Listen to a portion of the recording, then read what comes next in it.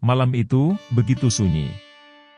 Langit Mekah bertabur bintang, namun di balik keindahannya, gelapnya malam menyimpan rencana jahat dari kaum Quraisy.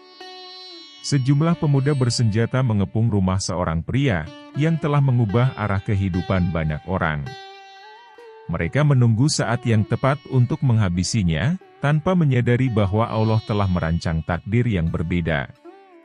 Di dalam rumah sederhana itu, seorang pemuda bernama Ali bin Abi Thalib berbaring di atas ranjang, berselimut kain hijau milik sang pemimpin umat, Muhammad bin Abdullah. Sementara itu, Rasulullah sendiri telah melangkah keluar, meninggalkan rumahnya dengan perlindungan Allah.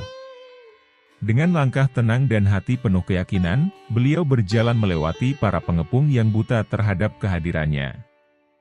Malam itu, sejarah pun berubah selamanya. Perjalanan ini bukan sekedar pelarian, melainkan sebuah hijrah. Sebuah perpindahan yang akan mengawali era baru bagi Islam. Di tengah bahaya dan pengkhianatan, ada juga pengorbanan dan kesetiaan. Di Gua Sur, seorang sahabat sejati, bernama Abu Bakar As-Siddiq, menahan napas saat suara langkah-langkah mendekat, sementara sang Nabi tetap teguh dengan keyakinannya, ia menyampaikan kalam ilahi yang memotivasi. Jangan bersedih, sesungguhnya Allah bersama kita. Quran Surat At-Taubah ayat 40. Dari Mekah ke Madinah, dari keputusasaan menuju harapan, dari penindasan menuju kemenangan. Kisah hijrah ini bukan hanya perjalanan fisik, tetapi juga perjalanan iman yang akan menggema sepanjang zaman. Saudaraku yang Allah rahmati, puja dan puji syukur, marilah kita panjatkan kehadirat Allah Subhanahu wa Ta'ala, yang senantiasa mencurahkan nikmat-Nya kepada kita semua. Sholawat dan salam semoga senantiasa tercurah bagi baginda alam, Habibina, wa Safina, wa Maulana Muhammad, Sallallahu alaihi wasallam. Juga untuk keluarganya, para sahabatnya, tabi'in, tabi'ut tabi'in sampai kepada kita selaku umatnya. Saudaraku yang Allah rahmati, pada kesempatan yang penuh berkah ini, insya Allah, kita akan membahas tentang kisah hijrah Nabi Muhammad dan sahabat ke Madinah. Untuk membuka pertemuan ini mari kita ucapkan ayatul basmalah.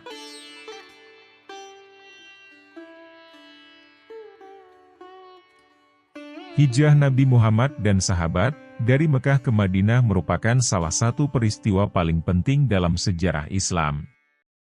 Peristiwa ini menandai awal terbentuknya masyarakat Islam yang lebih kuat dan berdikari. Saudaraku yang Allah rahmati, hijrah sendiri secara bahasa berasal dari bahasa Arab yakni al-hijrah, yang berarti meninggalkan, berpindah, atau menjauh dari sesuatu. Dan secara istilah, hijrah memiliki beberapa makna tergantung pada konteksnya, terutama dalam ajaran Islam. 1. Dalam konteks historis. Hijrah tentu merujuk pada peristiwa berpindahnya Nabi Muhammad dan para sahabat dari Mekah ke Madinah pada tahun 622 Masehi, dalam rangka menghindari penindasan kaum Quraisy dan membangun masyarakat Islam yang lebih kuat. Yang mana peristiwa ini menandai awal dari penanggalan dalam kalender Hijriah. 2. Dalam konteks spiritual dan moral. Dalam konteks ibadah dan keimanan, hijrah berarti meninggalkan kebiasaan buruk, dosa, dan segala sesuatu yang dilarang oleh Allah menuju kehidupan yang lebih baik dan sesuai dengan ajaran Islam. Nabi Muhammad bersabda, seorang muslim adalah orang atau kaum muslimin yang selamat dari gangguan lisan dan tangannya, dan orang yang berhijrah adalah orang yang meninggalkan apa yang dilarang oleh Allah Ta'ala. Hadis riwayat Bukhari dan Muslim. 3. Hijrah dalam konteks fisik atau sosial. Hijrah juga bisa berarti berpindah tempat dari lingkungan yang merusak iman dan akhlak menuju lingkungan yang lebih baik dan mendukung keislaman seseorang. Saudaraku yang Allah rahmati, hakikatnya hijrah bukan hanya sekedar perpindahan fisik, tetapi juga memiliki makna spiritual dan moral yang mendalam. Intinya, Hijrah adalah usaha meninggalkan keburukan menuju kebaikan dalam berbagai aspek kehidupan. Sebelum hijrah, Nabi dan para sahabat kaum muslimin umumnya pada saat itu mengalami tekanan dan penganiayaan dari kaum Quraisy di Mekah. Mereka dianiaya, disiksa, dan bahkan dibunuh karena keimanan mereka kepada Allah dan ajaran Islam yang dibawa oleh Nabi Muhammad Shallallahu Alaihi Wasallam. Tekanan ini semakin berat dan menjadi-jadi setelah wafatnya dua pelindung utama Nabi Muhammad, yaitu Abu Tholib, pamannya, dan Khadijah binti Khuwailid, istrinya, pada tahun yang dikenal sebagai Tahun Kesedihan. Nabi Muhammad pun mulai mencari tempat yang lebih aman bagi Islam untuk berkembang. Setelah beberapa usaha, beliau mendapatkan dukungan dari penduduk Yatsrib, Madinah, terutama dari dua suku besar, yaitu suku Aus dan suku Khazraj. Mereka berjanji untuk melindungi Nabi dan kaum muslimin dalam Bayat Aqobah pertama dan kedua. Bayat Aqobah sendiri merupakan peristiwa penting dalam sejarah Islam yang menjadi titik balik dalam perjuangan dakwah Rasulullah Shallallahu Alaihi Wasallam. Peristiwa ini terjadi dalam dua tahap, yaitu Bayat Aqobah pertama yang terjadi pada tahun 621 Masehi dan Bayat Aqobah kedua pada tahun 622 Masehi. Bayat ini melibatkan penduduk Yatsrib atau Madinah, yang akhirnya membuka jalan bagi hijrah Nabi Muhammad dan para sahabat ke Madinah sehingga berdirinya negara Islam pertama. Adapun yang melatar belakangi peristiwa Bayat Aqobah ini adalah pada periode dakwah Islam di Mekah, Rasulullah dan para sahabat menghadapi banyak tekanan dan penindasan dari kaum Quraisy. Hal ini terjadi dikarenakan orang-orang kafir Quraisy menolak ajaran Islam. Mereka menyiksa bahkan membunuh para pengikut Rasulullah Shallallahu Alaihi Wasallam. Sementara itu, di Yatsrib, kota yang kelak dikenal sebagai Madinah, terdapat dua suku besar, yaitu suku Aus dan suku Khazraj, yang sering bertikai satu sama lain. Mereka telah lama mencari pemimpin yang dapat mendamaikan konflik di antara keduanya. Saat mendengar tentang Islam, mereka melihat hal itu sebagai solusi bagi masalah yang dihadapi. Setiap tahun, orang-orang Yatsrib datang ke Mekah untuk menunaikan haji. Pada suatu kesempatan, Rasulullah Shallallahu Alaihi Wasallam bertemu dengan sekelompok kecil dari suku Khazraj dan mulai berdakwah kepada orang Yatsrib. Mereka pun tertarik dengan ajaran Islam dan akhirnya memberikan janji setia kepada Rasulullah. Inilah yang menjadi awal dari Bayat Aqobah. Bayat Aqobah terjadi dua kali. Bayat Aqobah pertama terjadi pada tahun 621 Masehi. Tepatnya pada musim haji tahun ke-11 kenabian, pada saat itu ada 6 orang dari suku Khazraj bertemu dengan Rasulullah di Aqobah, sebuah tempat dekat Mina. Mereka adalah 1. Asad bin Zurarah, 2. Auf bin Harith, 3. Rafi bin Malik, 4. Qutbah bin Amir, 5. Uqbah bin Amir, 6. Jabir bin Abdullah.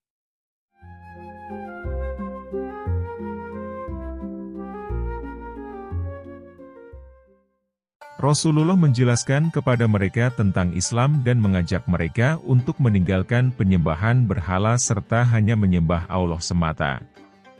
Orang-orang Yatsrib ini menerima ajaran Islam karena mereka sudah mendengar dari kaum Yahudi di Yatsrib bahwa akan datang seorang nabi akhir zaman. Mereka lalu membayat Rasulullah yang berarti berjanji untuk beriman kepada Allah dan Rasul-Nya. Tidak menyekutukan Allah dengan sesuatu apapun. Tidak mencuri, tidak berzina, tidak membunuh anak-anak mereka, tidak melakukan kebohongan dan fitnah, tidak mendurhakai Rasulullah dalam hal kebaikan. Setelah berbayat, mereka pun kembali ke Yatsrib dan mulai mendakwahkan Islam kepada kaumnya. Hasilnya, dalam waktu yang singkat, Islam mulai berkembang di kota tersebut. Sementara itu Bayat Aqobah kedua terjadi setahun berselang yakni tahun 622 Masehi. Pada musim haji tahun ke-12 kenabian, jumlah kaum muslimin di Yatsrib bertambah pesat. Pada tahun ini, datang 75 orang dari Yatsrib, 73 laki-laki dan 2 perempuan ke Mekah untuk bertemu dengan Rasulullah di Aqobah. 2 perempuan tersebut adalah Nusaibah binti Ka'ab yang bergelar Ummu Umaroh dan Asma binti Amr yang bergelar Ummu Mani. Dalam pertemuan ini, mereka kembali berbayat kepada Rasulullah dengan komitmen yang lebih kuat, yaitu mereka akan mendukung dan membela Rasulullah sebagaimana mereka membela keluarga mereka sendiri. Mereka akan taat kepada Rasulullah dalam keadaan sulit maupun mudah. Mereka akan berjuang di jalan Allah, baik dalam keadaan senang maupun susah. Mereka akan tetap teguh dalam Islam dan tidak takut terhadap celaan orang lain. Setelah bayat ini terjadi, Rasulullah memilih 12 orang pemimpin dari kalangan mereka untuk menjadi perwakilan Islam di Yatsrib. Di antara mereka adalah As'ad bin Zurarah, Sa'ad bin Rabi, dan Abdullah bin Rawaha. Kemudian apa dampak dari bayat Aqobah kedua ini? Hal ini menjadikan Islam resmi memiliki basis di Yatsrib. Bayat ini menandai adanya tempat yang siap menjadi pusat dakwah Islam. Islam tidak lagi terbatas di Mekah, tetapi mulai berkembang pesat di Yatsrib. Saudaraku yang Allah rahmati. Setelah terjadi bayat ini, Rasulullah mengizinkan kaum muslimin Mekah untuk berhijrah ke Yatsrib. Kaum Quraisy yang mengetahui peristiwa ini menjadi semakin marah dan berusaha mencegah hijrah. Sementara itu, dengan adanya dukungan dari suku Aus dan Khazraj, kaum muslimin tidak lagi lemah. Mereka siap menghadapi ancaman dari kaum Quraisy, karena mereka memiliki bantuan militer. Bayat Aqobah pertama dan kedua merupakan peristiwa penting dalam sejarah Islam, yang menandai lahirnya negara Islam di Madinah. Bayat ini menjadi tonggak utama dalam perjuangan Rasulullah, yang akhirnya berujung pada peristiwa hijrahnya Nabi Muhammad dan para sahabat ke Madinah, kemudian menjadi langkah awal terbentuknya masyarakat Islam yang kuat. Bayat ini juga menunjukkan kesetiaan dan keberanian kaum Anshor, yang bersedia mengorbankan jiwa dan raga demi Islam dan Rasulullah.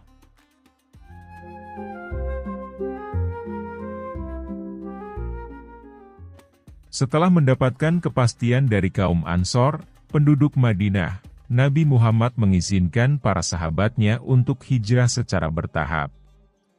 Umat Muslim berhijrah ke Madinah dalam beberapa kelompok besar secara bertahap. Secara umum, hijrah ini dapat dibagi menjadi 3 gelombang utama. Gelombang pertama. Kelompok ini terdiri dari individu atau kelompok kecil yang mulai berhijrah setelah bayat Aqabah kedua. Mereka berhijrah secara diam-diam untuk menghindari penganiayaan dari kaum Quraisy. Tokoh-tokoh utama dalam gelombang ini adalah Mus'ab bin Umair, ia diutus sebagai pengajar Islam di Madinah.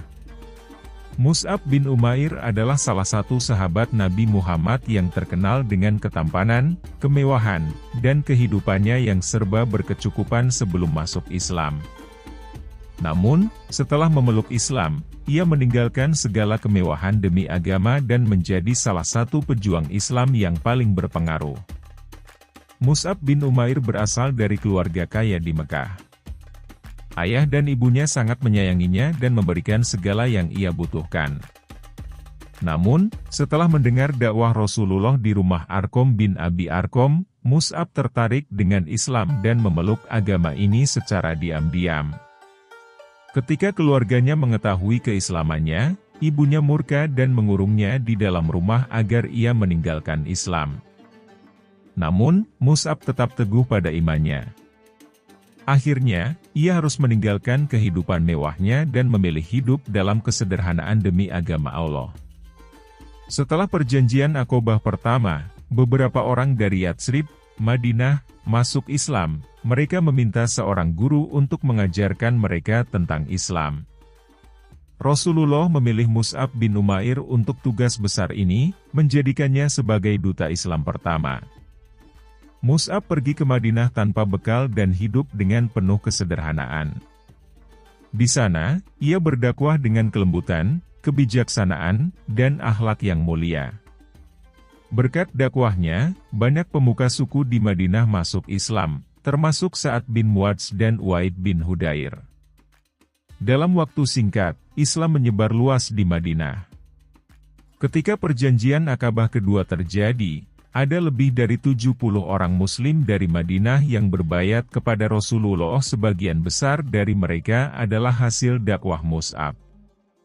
Mus'ab kembali ke Mekah untuk menyampaikan perkembangan di Madinah kepada Rasulullah.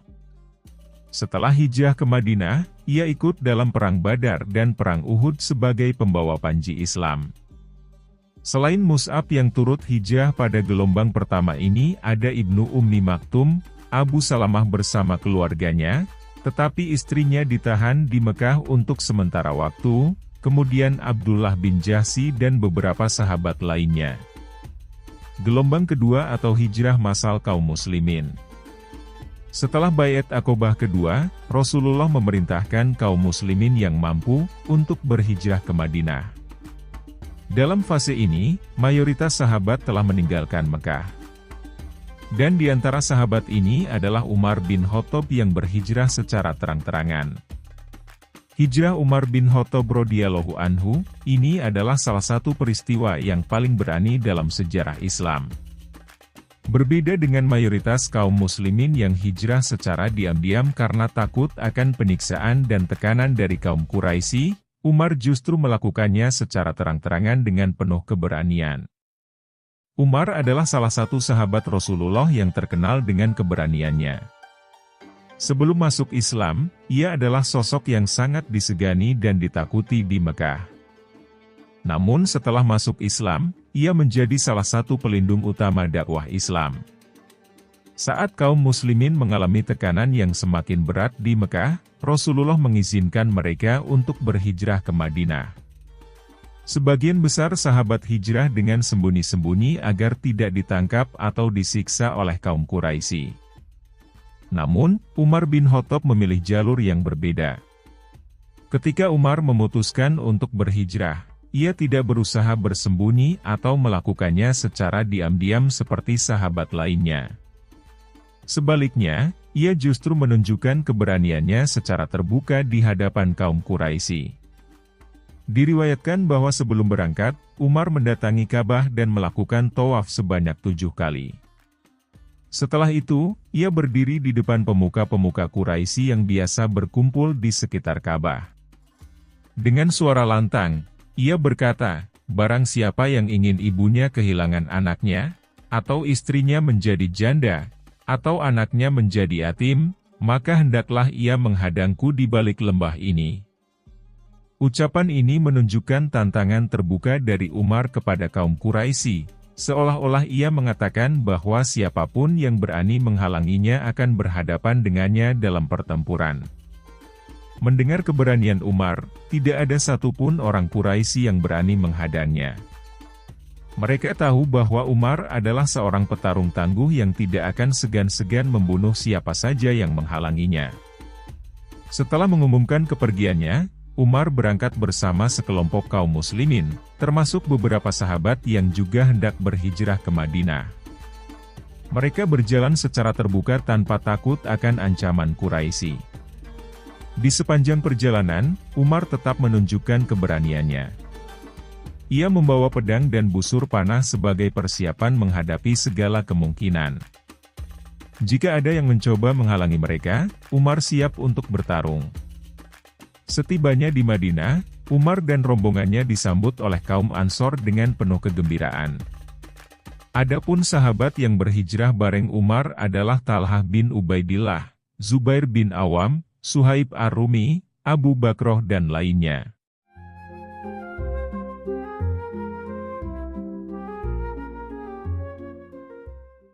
Gelombang ketiga, yakni hijrah Rasulullah dan Abu Bakar. Setelah hampir seluruh muslimin berhijrah ke Madinah, Rasulullah dan Abu Bakar As-Siddiq berhijrah terakhir, diikuti oleh Ali bin Abi Thalib yang diperintahkan untuk tinggal sebentar di Mekah guna mengembalikan barang titipan kaum Quraisy. Kaum Quraisy, yang menyadari bahwa Islam semakin kuat di Madinah, berusaha mencegah hijrah ini. Mereka pun berkumpul menyusun rencana untuk membunuh Nabi Muhammad.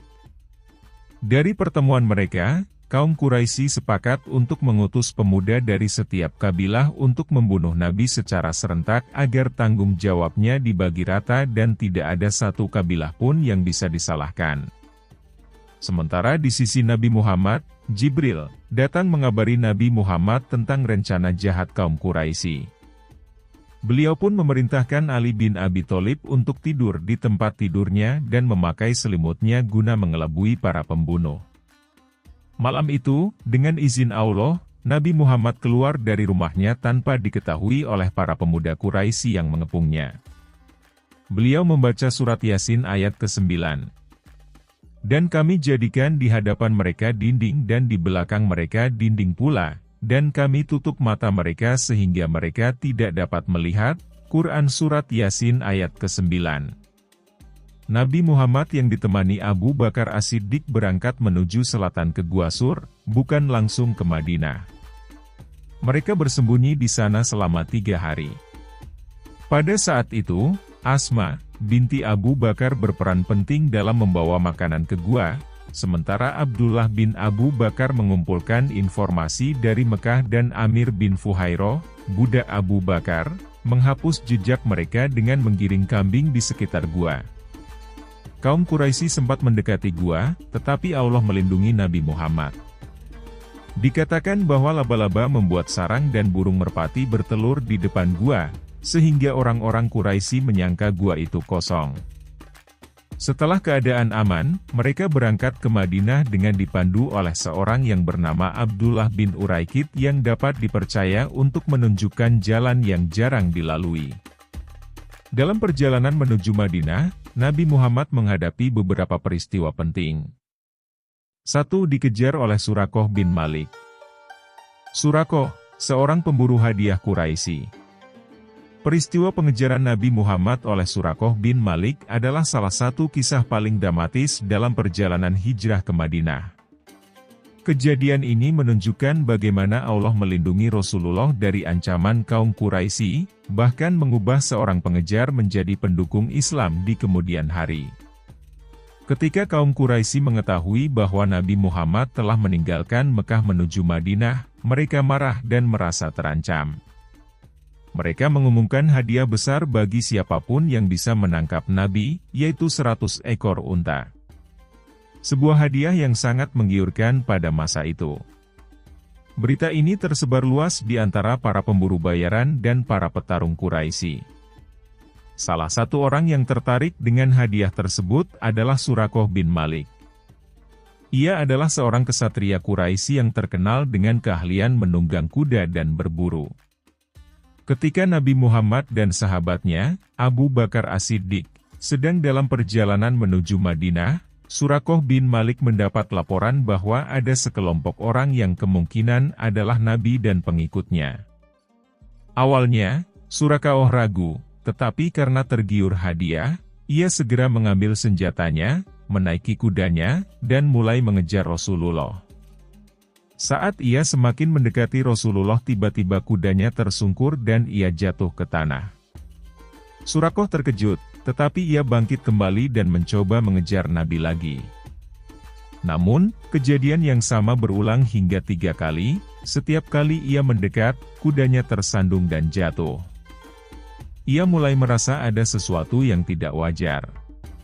Saat kejadian ini berulang, Surakoh mulai menyadari bahwa ada kekuatan luar biasa yang melindungi Nabi Muhammad. Pada kesempatan terakhir dia sudah berhadapan dengan Nabi, namun saat itu kakinya dan kaki kudanya terbenam dalam pasir yang membuatnya tidak bisa bergerak.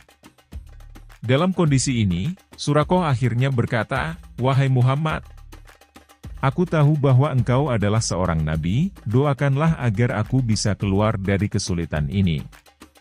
Aku berjanji tidak akan mengganggumu lagi." Kemudian Rasulullah mendoakan Surakoh, dan tiba-tiba pasir yang menenggelamkan kaki kudanya menjadi lunak sehingga ia bisa bergerak kembali. Menyadari keajaiban ini, Surakoh langsung berubah pikiran. Ia tidak hanya berhenti mengejar Nabi, tetapi juga berjanji untuk menyesatkan orang-orang Quraisy yang mungkin masih mengejar beliau. Sebelum pergi, Surakoh bertanya, "Wahai Rasulullah, jika suatu hari nanti, aku memakai gelang kebesaran Kisra, Raja Persia, apakah engkau percaya?"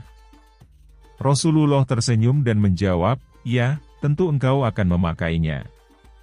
Surakoh terkejut karena saat itu Persia adalah kerajaan superpower dunia, tetapi ia tetap menyimpan kata-kata Nabi dalam hatinya. Setelah mengalami keajaiban tersebut, Surakoh kembali ke Mekah. Saat ia bertemu dengan orang-orang Quraisy yang masih mencari Nabi, ia berbohong kepada mereka, dengan mengatakan bahwa ia tidak menemukan siapapun di jalan itu. Dengan cara ini, Surakoh membantu Rasul agar bisa melanjutkan hijrahnya dengan lebih aman. Beberapa tahun kemudian, setelah Islam berkembang pesat di Madinah dan Rasulullah telah wafat, terjadi penaklukan Persia pada masa kekhalifahan Umar bin Khattab. Ketika kaum muslimin menaklukkan Persia, mereka membawa harta rampasan, termasuk gelang kebesaran Raja Persia, Kisra. Umar bin Khattab lalu memanggil Surakoh bin Malik dan berkata, "Ini adalah bukti janji Rasulullah kepadamu."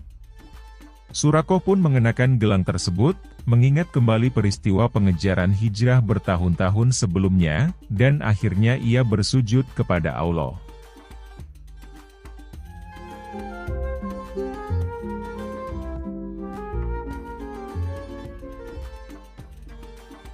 Setelah perjalanan sekitar 10 hari, Nabi Muhammad tiba di daerah Quba, di pinggiran Madinah. Beliau tinggal di sana selama beberapa hari dan membangun Masjid Quba. Masjid Quba adalah masjid pertama yang dibangun dalam sejarah Islam.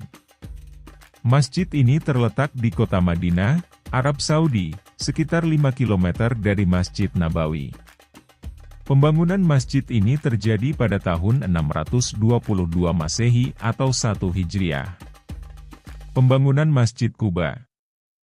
Ketika Rasulullah dan para sahabat tiba di perkampungan Quba, yang terletak di pinggiran Madinah, beliau menetap di sana selama 4 hari. Dalam periode singkat itu, Nabi Muhammad bersama para sahabat mulai membangun sebuah masjid di tempat tersebut.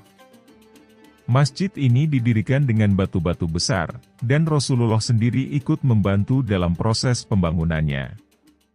Masjid Quba menjadi simbol persatuan dan ketakwaan, sebagaimana disebutkan dalam Al-Quran, Surah At-Taubah ayat 108. Sesungguhnya masjid yang didirikan atas dasar takwa sejak hari pertama adalah lebih pantas kamu sholat di dalamnya. Keutamaan Masjid Quba. 1. Masjid pertama dalam Islam dibangun sebelum Masjid Nabawi, menjadikannya masjid pertama yang didirikan oleh Rasulullah. 2. Pahala besar bagi yang sholat di dalamnya. Dalam hadis riwayat Ibnu Majah dan Tirmidzi, Rasulullah bersabda, "Barang siapa yang bersuci di rumahnya, kemudian datang ke Masjid Quba dan melaksanakan sholat di dalamnya, maka baginya pahala seperti pahala umroh." Hadis riwayat Ibnu Majah, nomor 1412. 3. Dibangun dengan landasan takwa. Disebutkan dalam Al-Quran sebagai masjid yang dibangun atas dasar takwa. Masjid Quba mengalami beberapa renovasi sejak zaman para khalifah hingga era modern. Khalifah Umar bin Khattab dan Utsman bin Affan memperluas masjid. Dinasti Abbasiyah dan Ottoman juga turut melakukan pemugaran. Raja Fahd dari Arab Saudi tahun 1984 Masehi membangun ulang Masjid Quba dengan desain yang lebih luas dan megah, menampung hingga 20.000 jamaah. Kini, Masjid Quba menjadi salah satu destinasi utama bagi umat Islam yang berziarah ke Madinah. Tradisi sholat di Masjid Quba tetap hidup hingga saat ini, sesuai sunnah Rasulullah. Setelah itu, beliau melanjutkan perjalanan ke pusat Madinah dan ketika berita kedatangan Rasulullah tersebar, penduduk Madinah sangat antusias. Setiap hari mereka menunggu di luar kota sejak pagi, berharap bisa melihat Rasulullah Shallallahu Alaihi Wasallam. Pada akhirnya, ketika Nabi Muhammad tiba, mereka menyambutnya dengan sukacita. Anak-anak, wanita, dan orang-orang dari berbagai suku, termasuk Aus dan Khosroj, keluar dari rumah mereka untuk melihat Nabi. Mereka menyanyikan nasyid, Tola al-Badru, Alaina, sebuah lagu gembira yang melambangkan kebahagiaan mereka. Telah terbit bulan purnama atas kami. Dari celah-celah perbukitan Wada, wajiblah bagi kami bersyukur. Selama ada yang menyeru kepada Allah. Saat memasuki kota, unta Nabi Muhammad yang bernama Qoswa, berjalan hingga berhenti di sebuah lahan kosong yang dimiliki oleh dua anak yatim, Sahal dan Suhail bin Amr. Ketika para sahabat menawarkan tempat tinggal kepada beliau, beliau berkata, "Biarkan untaku berjalan, karena ia diperintahkan oleh Allah." Akhirnya, unta itu berhenti di lahan kosong yang digunakan sebagai tempat menjemur kurma. Rasulullah pun memutuskan untuk membangun masjid di lokasi tersebut. Lahan kosong tersebut awalnya dimiliki oleh Sahal dan Suhail, dua anak yatim dari suku Bani Najjar. Meskipun mereka ingin menyerahkan tanah itu secara cuma-cuma, Rasulullah bersikeras untuk membelinya. Lahan itu akhirnya dibeli oleh Abu Bakar As-Siddiq seharga 10 dinar emas. Material dan desain awal. Pondasi batu besar untuk kekuatan bangunan. Dinding dibangun dari bata lumpur. Atap ditutup dengan pelepah kurma. Tiang-tiang terbuat dari batang pohon kurma. Ukuran awal sekitar 35 x 30 meter. Jumlah pintu 3 pintu utama. Rasulullah sendiri ikut serta dalam pembangunan masjid, mengangkat batu dan lumpur bersama para sahabat. Mereka bekerja keras dengan penuh semangat, seraya melantunkan syair. Ya Allah, tiada kehidupan yang lebih baik selain kehidupan akhirat, maka ampunilah kaum Ansor dan Muhajirin. 3. Fungsi Masjid Nabawi di zaman Nabi. Masjid Nabawi bukan hanya tempat ibadah, tetapi juga pusat berbagai kegiatan umat Islam, seperti tempat salat dan ibadah, sholat 5 waktu, khutbah, dan doa bersama. Pusat pemerintahan Islam, Rasulullah menerima tamu, mengatur strategi, dan menyelesaikan berbagai masalah umat. Lembaga pendidikan, para sahabat belajar Al-Quran dan ilmu agama. Tempat perlindungan bagi kaum fakir, terdapat Asyabus Suffah, yaitu para sahabat miskin yang tinggal di dalam masjid. Saat ini, Masjid Nabawi menjadi salah satu masjid terbesar di dunia, dapat menampung jutaan jamaah, dan memiliki makam Rasulullah di dalamnya. 4. Keutamaan Masjid Nabawi. Masjid kedua paling mulia dalam Islam. Setelah Masjidil Haram di Mekah. Tempat yang dijanjikan pahala besar, Nabi bersabda, "Salat di masjidku ini lebih baik dari 1000 salat di masjid lain, kecuali Masjidil Haram." Hadis riwayat Bukhari Muslim. Terdapat raudhoh, area antara mimbar dan makam Rasulullah yang disebut sebagai Taman Surga. Saudaraku yang Allah rahmati. Hijrah bukan sekadar perpindahan fisik, tetapi juga transformasi besar dalam sejarah Islam. Beberapa dampaknya adalah 1. Terbentuknya negara Islam. Nabi Muhammad mendirikan Piagam Madinah, konstitusi pertama yang mengatur hak-hak muslim dan non-muslim dalam satu negara. 2. Persaudaraan Muhajirin dan Ansyar. Kaum Muhajirin Muslim dari Mekah, dipersaudarakan dengan kaum Ansor penduduk Madinah untuk membentuk masyarakat yang harmonis. 3. Perkembangan dakwah Islam. Islam berkembang dengan pesat dan menjadi kekuatan besar yang akhirnya mengalahkan Quraisy dalam Perang Badar, Uhud, dan Perang Ahzab. 4. Perubahan perhitungan kalender Islam.